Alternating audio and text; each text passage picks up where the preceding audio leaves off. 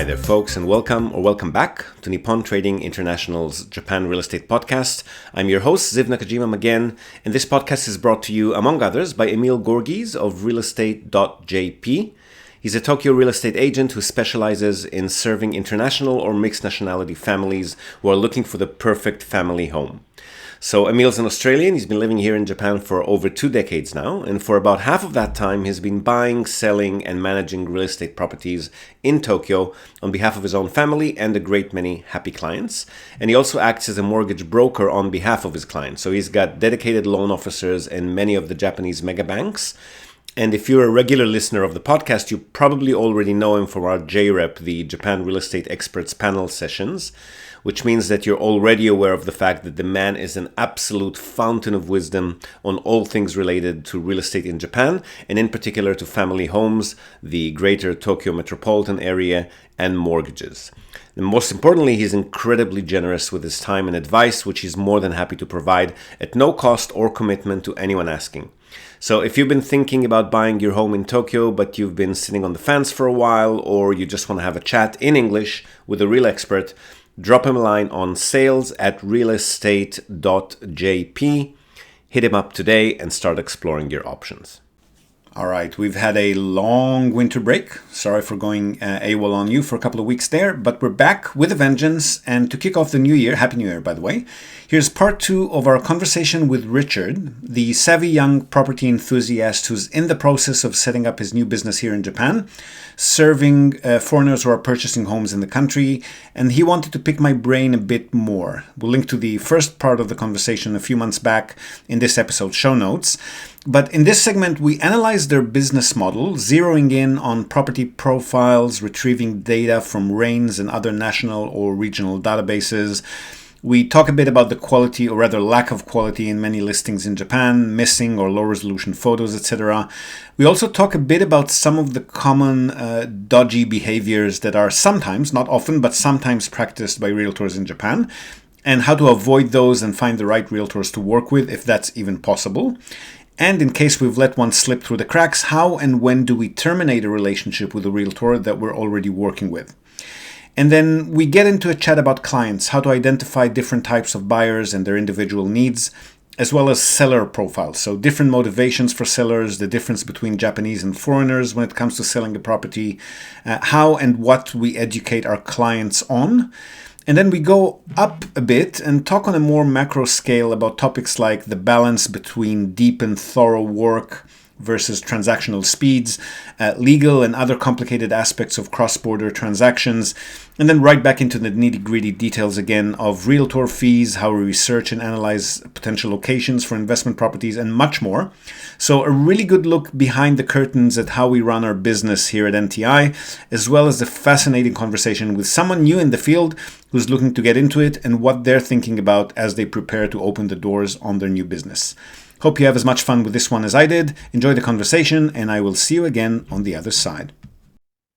All right. So since we spoke last time, you said you're just about ready to open up shop. It wasn't that long, right? Yeah, it wasn't too long ago. When was it? Was it 3 months ago? Was it the I last think time? so, yeah. Yeah. Actually, no. It would have been December last year, I think. December last year. Yeah, Yeah, time flies, actually. Yeah. I mean, believe it or not, it's more than halfway into 2023. Yep. So what have you done? Like, give me an update. What niche have you decided on? What have you done so far?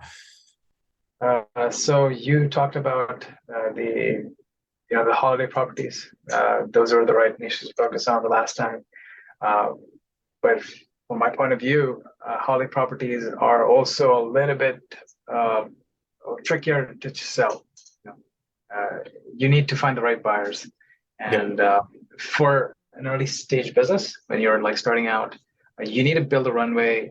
And one of the best ways in real estate, or perhaps the only way you can build a runway at the start anyways, is to sell those properties. And if they don't sell, that means that's how long we'll be tied up for cash. So it just doesn't seem like the most optimal path right now, but maybe down the line we can pursue that. So the plan was to actually buy them yourself and then resell them, was it? I understand what you're suggesting. We can No, I'm just become wondering, not suggesting anything. I'm just wondering what the right, plan was because I thought you were going to facilitate the purchases right, like an right. agent kind of does. Yeah. Yeah, but again, we're already so we're connected to realtor in Singapore. So we're also maybe dealing. We want to focus on like Tokyo start at first, but at the same time, there's access to Singaporean properties as well. Because before we got access to the Rains, we actually got access to Singaporean properties. So while we're still working on the technical areas of the business, we're still setting up the database and we're still trying. We haven't yet scraped data from Rains, but may I ask if it's possible to scrape data from Rains?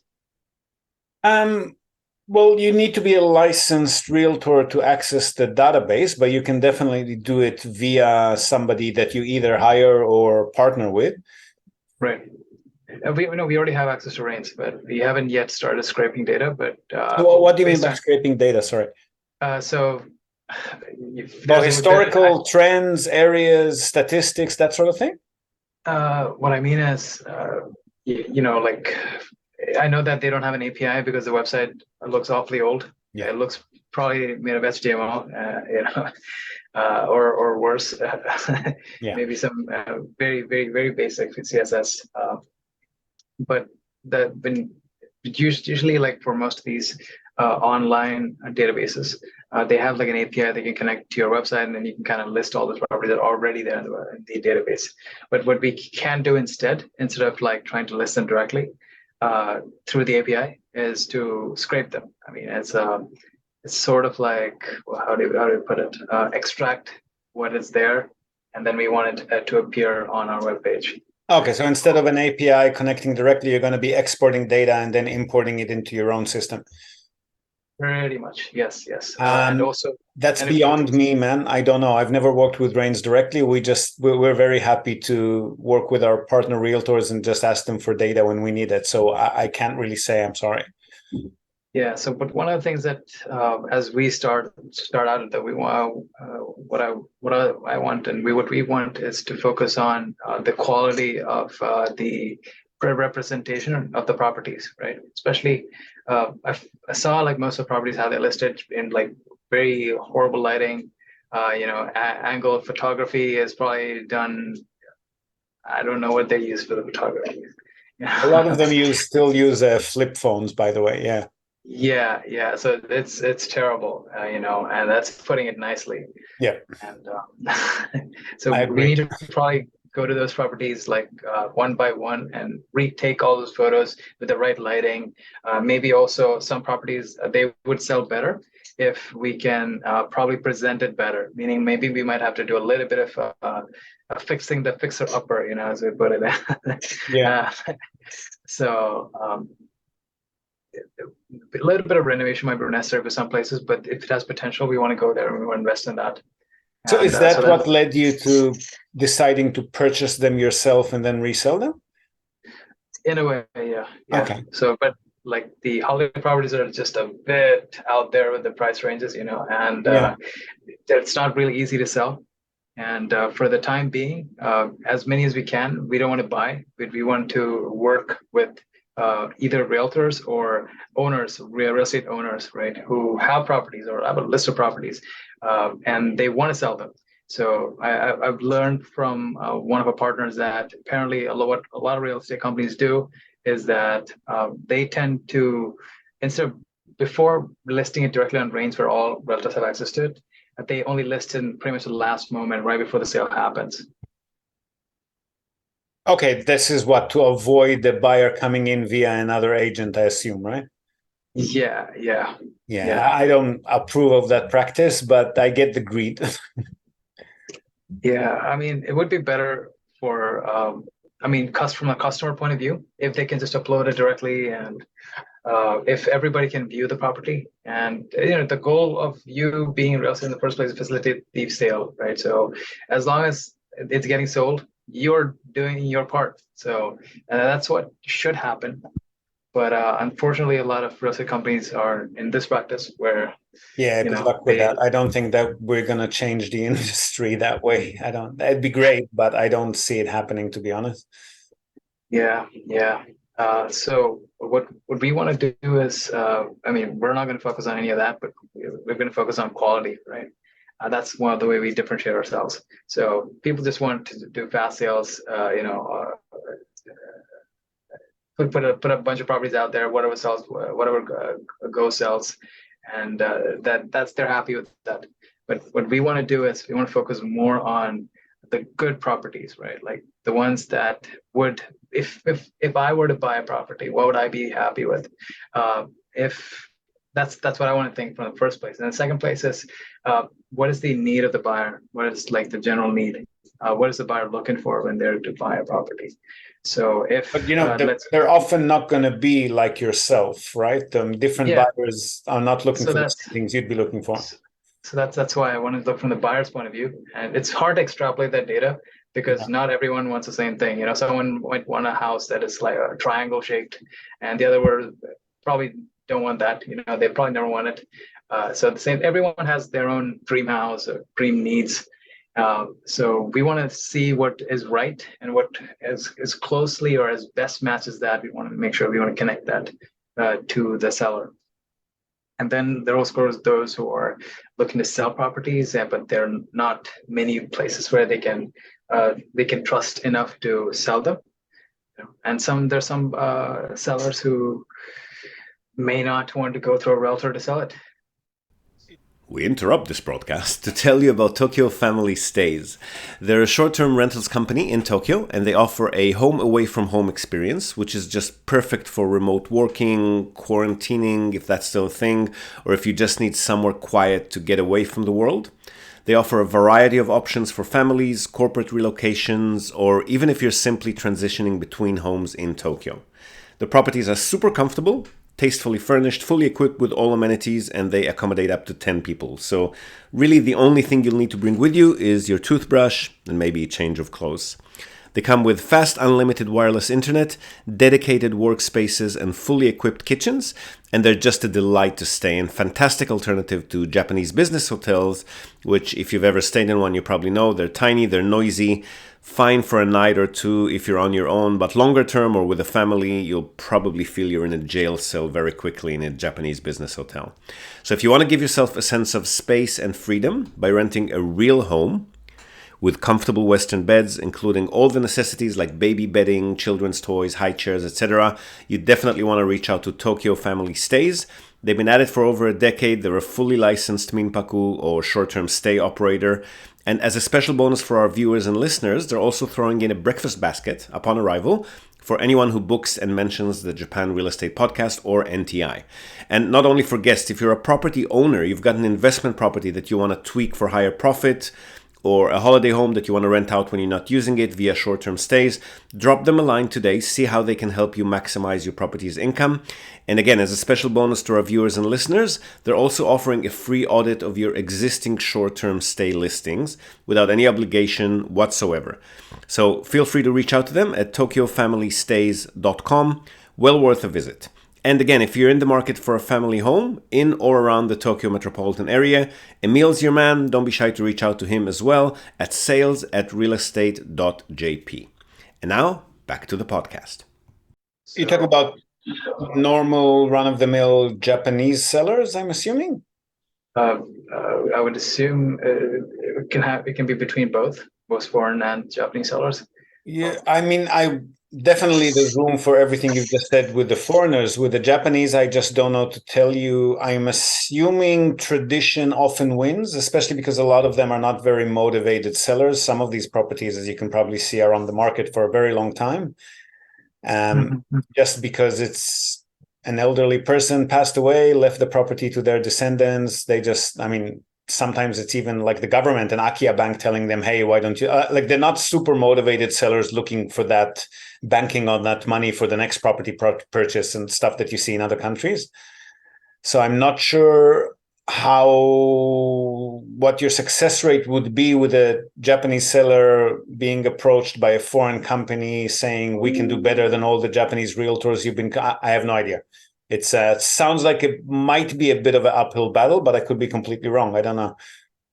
I agree, because a lot of the businesses in Japan tends to be more relationship oriented. So they try to build that connection with the audience first, and that's what we want to do too. So we want to make sure that each client that we have, they have they are continuously being rewarded in a way, So with the latest information, market information, to, if they're open to it, maybe connect them with other buyers too. So there's a little bit of a circle there going on, and of course, as much as possible, we want to make sure that we are as transparent as possible. So we're not like hiding any information.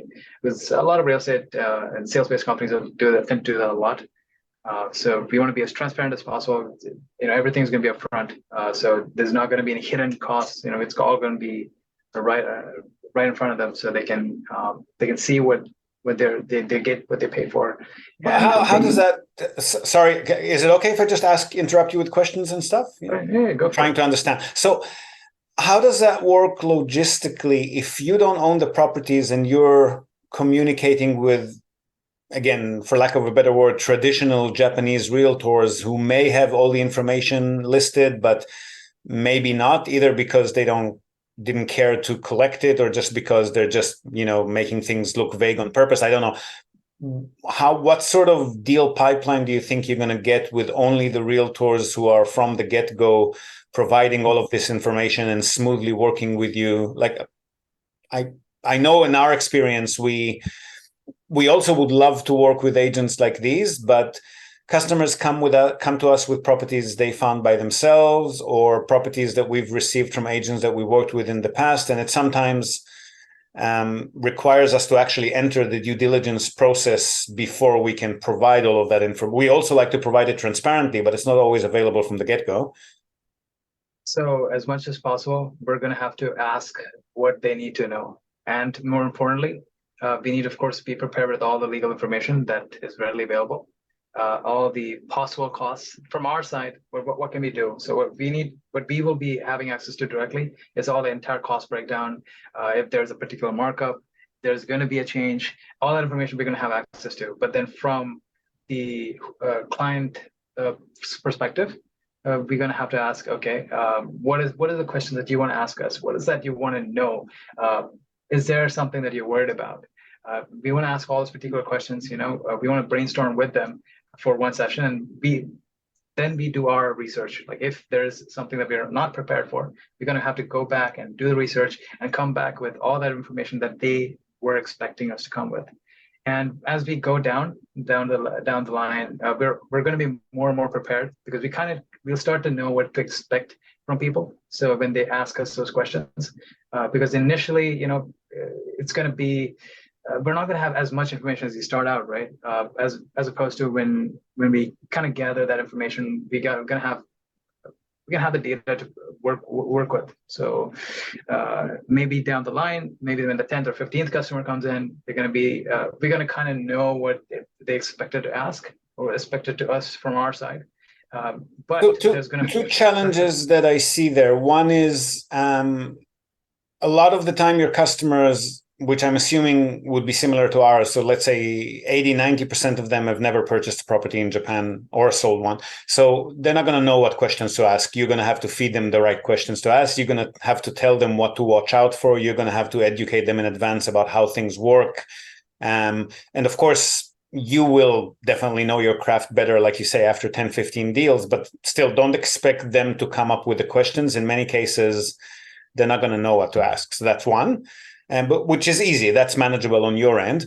The other side of that is depending on the property. So if you're talking about a property that's been abandoned for ages and ages, there's nobody, there's not a line outside of people waiting to buy it. You've got time to collect all this information. And definitely if you're talking about a higher end expensive property, those are usually on the market for a good few months, and the seller also has more information normally. But anything in between can go very quickly in Japan. So I'm not sure how much time you'll have to gather all of that information in advance. You'll often have to submit an offer, like we mentioned in the first conversation, that's going to be pending A, B, C, D, and then they'll go get the answers to those questions. I mean, of course, to as much as possible, we need to have to simplify that information. But if they want to know more, we're gonna have to be prepared for all that. That's where we do our due diligence and maybe a little bit of our own road work. But there's of course these externalities of whether there might be questions that we are not prepared for. There are, of course, going to be times when, for example, it might be outside of Japanese legal system, because it's a foreign buyer or an inexperienced buyer or an experienced buyer with extremely difficult questions that we may not have prepared for. So what we want to do is as much as possible, we don't want to reach that scenario where we are, okay, wait a second, we don't know the answer to that. But instead, as much as possible, we want to have all those questions, all the answers prepared. But in case something comes up, we just want to make sure that we can do the research and get back to them with those answers. That's what I mean. I love the approach. I just think it's going to be, I mean, it's a good approach, but it'll be a slow start that way. It'll take you a while to get into the hang of either preparing in advance or creating the relationships with the realtor so that they know to provide this information in advance, or, just getting used to the same questions being asked over time. As you mentioned, it'll just take a bit of time to get there, but I agree. I like the approach. And most importantly, I think it's how you make the client, the buyer, the seller feel. So we need to, as much as possible, show them that we are dedicated as they are to sell their properties or buy their properties, or even more. So those are the kind of buyers or sellers or any sort of middleman you ever want to work with. So that's who we want to be, right? So we want to be who we want to work with. And have you already spoken to realtors, sellers, anyone on the Japanese side that's included in this equation? Have you had some experience? Yes. What they're like? Yes. So there is a company called Global Real Estate, and they provide like loans for foreigners. So they also help in case there are some foreigners who are unqualified to some of those loans. But maybe they'll do a little bit of screening process to see how can we help this foreigner get the loan. And are usually, these foreigners that are Japan residents that they're lending to? Yes, all Japanese residents. Yes, So, and for even non-Japanese residents, it's possible to get the loans, except they have to be able to speak Japanese. Okay, so even if they have no residency, no Japanese income, they could still qualify. They could qualify, yeah, based on. That's like what Bank of China used to do, I think. Only Chinese and Japanese speakers, but anywhere in the world. Okay, that's cool. That's an option. Yeah, but there's a recent challenge that I think we're going to be facing, which is Japan. I think about a year or 2 years ago, they introduced like a new law, which would prevent foreign buyers from buying land in Japan, or because there's a land restriction law, right? That would at least limit the amount of land foreigners can buy. So that might be a bit of a challenge from. Is that a new law? All I know about is farmland and culturally protected or near army bases land. Are you talking about something more far-reaching than that? I believe so. I'm not sure if the law is entirely imposed yet, but I would need to do a little bit of research before I get the full context. Yeah, could you send me a link when you find that? Because I haven't read anything about that. That's really interesting, actually. Okay. Just, maybe I'll get back to you on that. That'd be good. Yeah. Okay. So those are some of those challenges I think we could possibly face is if this law is realized, then it's going to be a little bit more difficult for foreign buyers to come and buy. Because if you're buying property, you also might want to own the land that you live in. As that usually is the case for most foreign buyers, if not all. It's always been the case in Japan. That's a very big shift you're talking about. I'm very curious about this one. Yeah, so we would just want to make sure that isn't. I hope that's not the case, but based on some of the documents you went through with our new partner, it seems to be a little bit of a concern. So, yeah, I'll get back to you on that. That'll be interesting. Thank you. Yeah. So then another thing I wanted to ask you is like, what are these like from a buyer seller point of view? what are the standard rates? And because I see like it's like around 3% to 5%, right? Like they charge and commission on sale. Are you talking about realtors? Hello? Richard? Yeah, from a realtor perspective. Sorry, I lost you there for a second. Oh. So I just had a quick look. I'll get back to that question in a second. The only links I see about any kinds of conversation in this respect was back in 2021 when they're talking about Yep, that's one. No, but that was talking about military, close to military command centers, and that one did pass, I think. But that's very specific to areas that are near Japanese military bases. I don't think that's anything wider than that. Strategic assets law, they call it. Yeah. Yeah, the law that I was talking about was passed in 2021. So if it's this one, then okay, then it could be. That's strategic military assets near bases and stuff like that. The only other protected land assets that I'm aware of are farmland and obviously cultural heritage. Like you can't tear down a historical street in Kyoto and build a high rise there, foreigner or not. But otherwise, yeah, that's it. Now, if you've been following this podcast for a while, and in particular our JREP sessions, you're probably more than familiar with Blanca Kobayashi of Arc Reform. They're a bilingual renovation company serving clients in the Kanagawa and Kanto area, so Tokyo, Chiba, Saitama, Kawasaki, Yokohama. They can handle simple, small-scale projects as well as full house renovations, and they will work with you on the perfect design for your dream family home. But not only homes, Arc Reform also handle commercial property renovations, offices, restaurants, bars, shops, you name it, from traditional classics to the latest trends in interior design and renovations.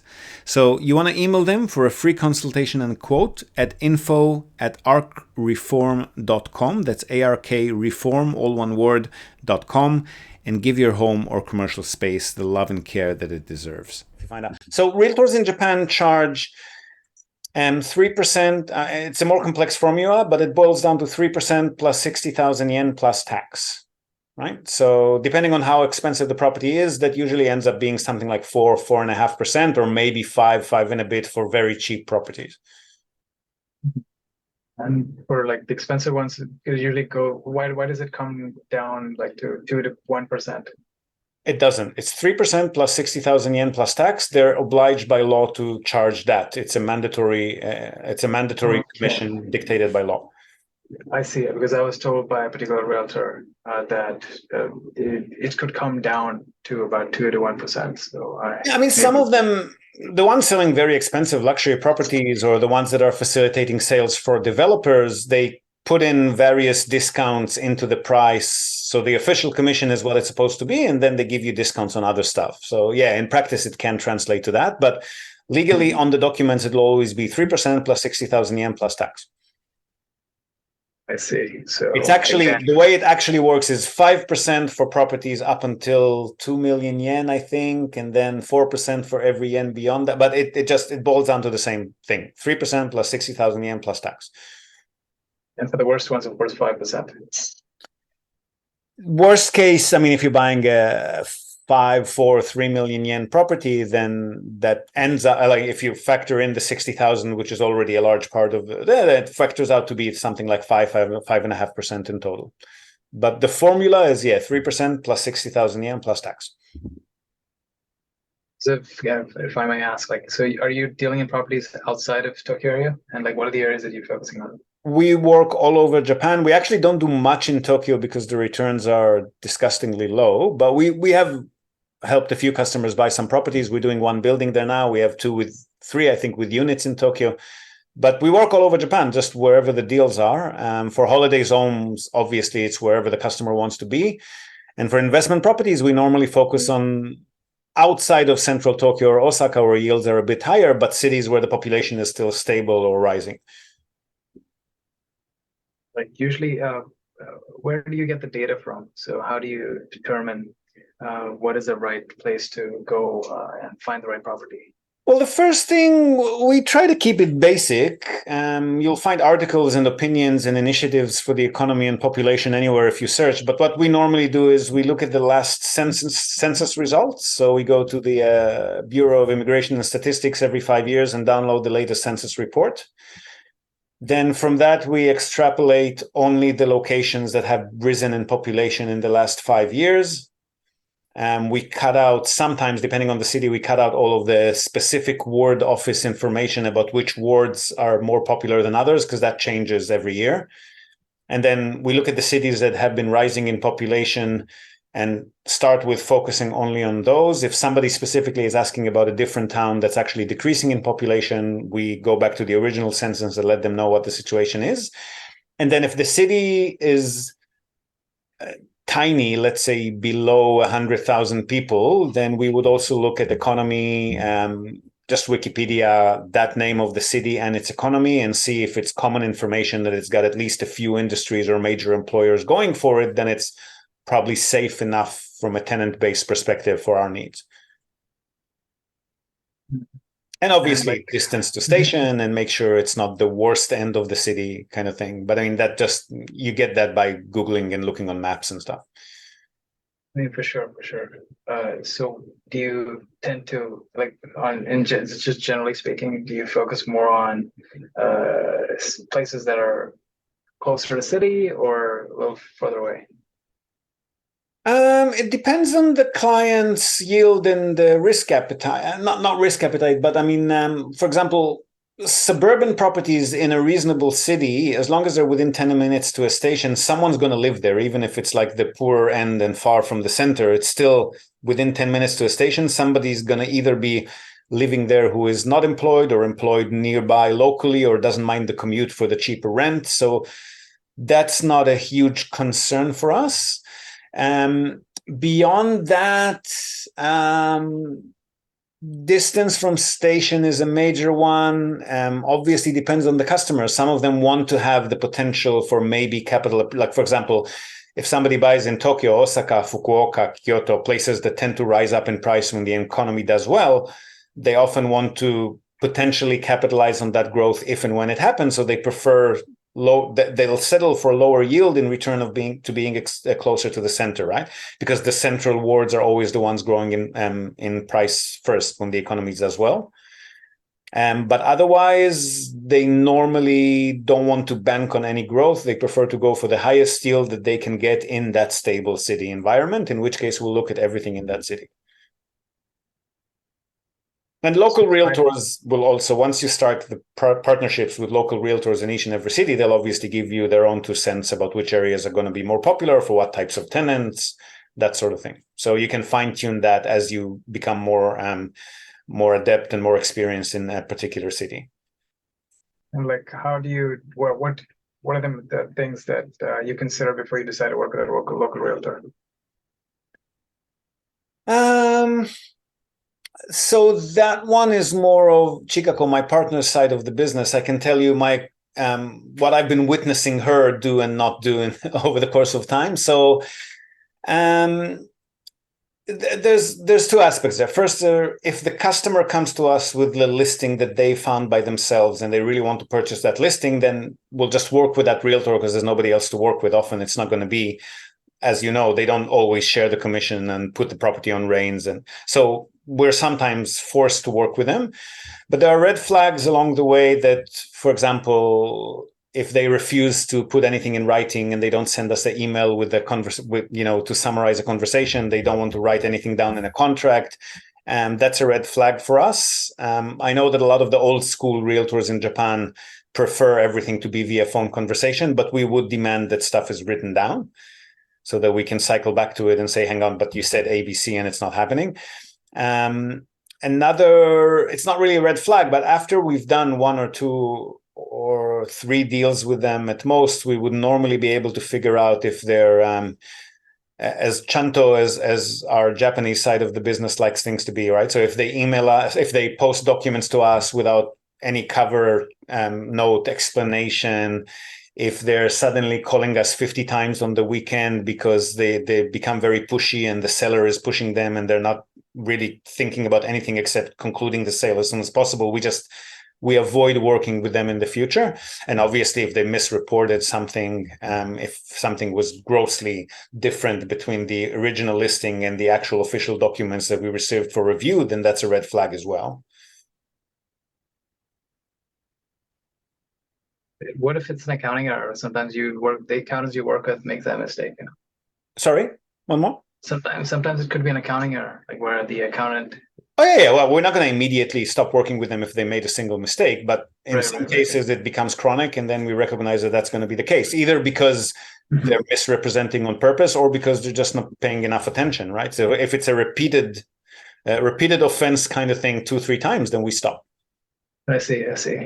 And do you know how to, for example, without working with them, how do you read into those situations to find out whether is there an agency or service you can contact to know whether this individual or this company has been misrepresenting in the past, or how do you get that? So there are online reviews for the bigger agencies. If it's a big company with various branches around Japan, or they're big enough in a single city to have an online presence and online reviews, you can often read stuff, but you need to differentiate, because some of it might be, for example, tenants complaining about them. And as a landlord, the tenants' complaints are maybe not the biggest concern for you. You actually prefer that they represent the landlord better, right?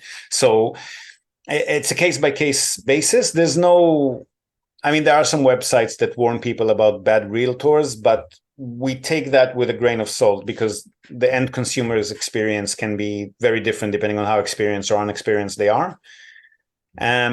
It's difficult to tell in advance. I know that Chicago sometimes can get a vibe from a phone call that somebody is a bit too pushy or a bit too casual to be professional, but that's Japanese nuances that are beyond me. So all I can say is that it comes with experience, I guess. I mean, that's the goal, right? To get it by intuition. So yeah. Did you say you mentioned your partner? Is he Japanese? The partner we're working with is Japanese. Okay. My direct partner is Filipino. Yeah. Oh, the partner you're working with, you mean the realtor that you're currently working with? The realtor we're working with is Japanese. Okay. Well, I mean, they should be able to sniff out this kind of thing better than you and I can. Yeah, for sure. They have like an entire legal team. They were asking for, because before we started working together, I thought those were like really good signs where they did a lot of research about us, what we do, doing the due diligence, right? Asking all those questions, how much of X do we know? Now asking specific questions about breaking down maybe our experience in REINs, or maybe sale of foreign properties, understanding of foreign properties, and just to get the gist of what they might need to educate us on, right? So they did a lot of that research and asking all those questions. I thought, these are the kind of people I want to work with, because they're coming at us with those questions, which that does sound good.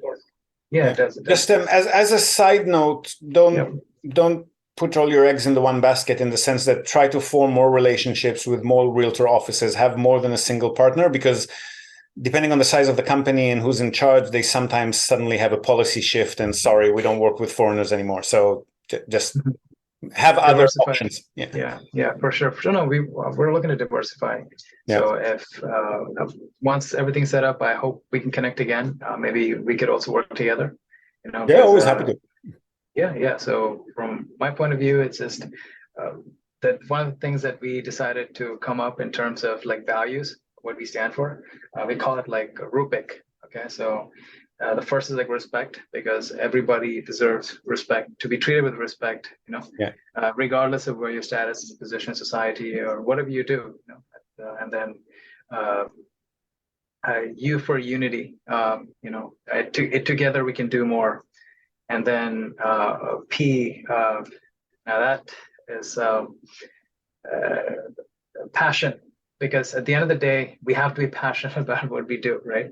And it's in the process of this passion that usually ends up converting the lead, or being able to deliver on what we promised.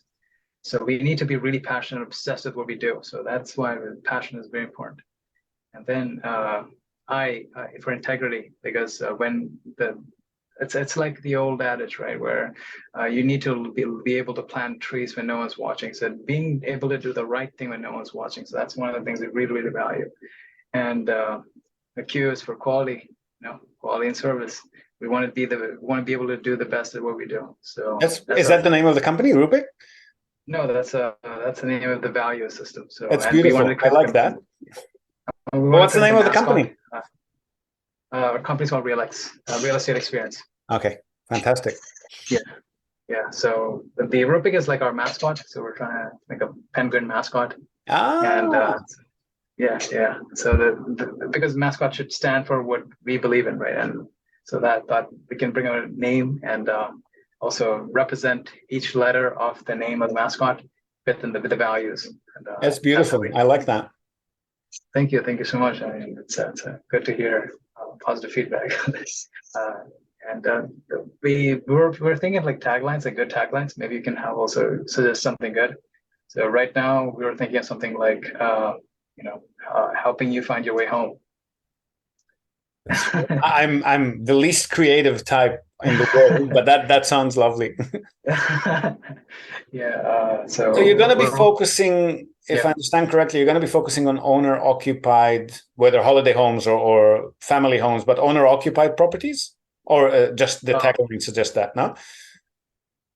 Well, not holiday properties for now, because they're a bit out there, and it takes a lot more to represent them. We're not there yet, so it requires a lot of resource focus, and it would be a major time thing when we're starting out holiday properties, and then we have to sell them because of all that time we've invested. It just doesn't seem like the right move at the start.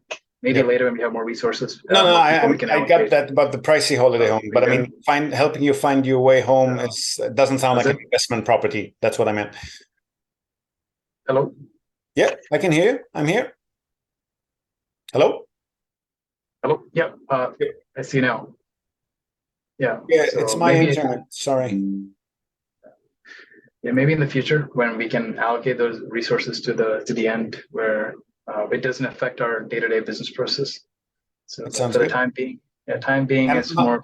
My Zoom's running out in a minute and a half. I can save the recording, then jump back in if we still need to go. We can connect at another time because I also have to jump to another meeting soon. So. Okay, but fantastic, man. Exciting stuff. Looking forward to seeing some advertising material so I can share it around. Thank you so much, Jeff. I appreciate it. And thank you for your time today. And I really enjoyed talking with you. So maybe let's connect another time. Yeah. Anytime. My pleasure. Speak to you soon. Speak to you soon. Bye-bye. Thank you. So there you have it. Really good chat, I thought, that goes a bit above, beyond, and behind the scenes of the real estate market here in Japan as far as business is concerned. And again, we'll link to the first part of the conversation, which is just as interesting, in this episode's show notes. Be sure to check it out. Now, before we go, we're also, as always, going to tell you and also link to our other sponsor's website. That's Hiroshi Shimizu, immigration lawyer and administrative scrivener. If you're thinking about moving here on a more permanent basis, or you're already in Japan on some sort of a temporary visa and you want to switch to a longer term or permanent one, or if you're considering setting up a local company or a branch office of a foreign company and you've got any sort of business or visa related inquiries, or even if you just want to find out what your options are on any of these topics, feel free to contact Hiroshi Shimizu. You can find him at japanimmigrationexperts.com. And he can help you set up a company, apply for any kind of visa, or just provide you with the best advice and extremely affordable consultation related to these topics. And he's already done that for many of our listeners. So feel free to reach out to him. Again, that's japanimmigrationexperts.com, and you'll be well on your way. And that's it from us for today, folks. Hope you've enjoyed this episode of the Japan Real Estate Podcast. Do share it with your networks, and please let us know what you think. So leave us a short rating or review on the iTunes Store, on Spotify, or just drop us a line in the comment section of wherever you might have found this episode. We love hearing from you. Hope to have you with us again next time, and until then, have a great day or night ahead. Yoroshiku.